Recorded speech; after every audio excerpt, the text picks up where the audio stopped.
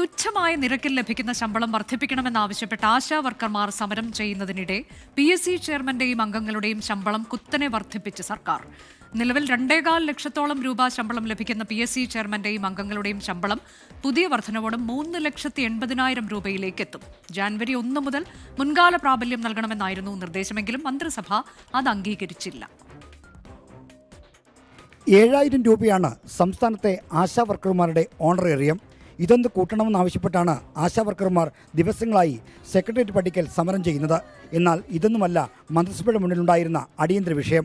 അത് PSC ചെയർമാൻ്റെയും അംഗങ്ങളുടെയും ശമ്പളം വർദ്ധിപ്പിക്കലായിരുന്നു. നിലവിൽ 2.58 ലക്ഷം രൂപയാണ് PSC അംഗത്തിൻ്റെ ശമ്പളം. ചെയർമാൻ്റെ ശമ്പളമാകട്ടെ 2.79 ലക്ഷം രൂപയും. ഇന്നത്തെ മന്ത്രിസഭാ യോഗം ശമ്പളം പുതുക്കാൻ തീരുമാനിച്ചതോടെ PSC അംഗങ്ങളുടെ ശമ്പളം 3,80,207 രൂപയായി ഉയരും.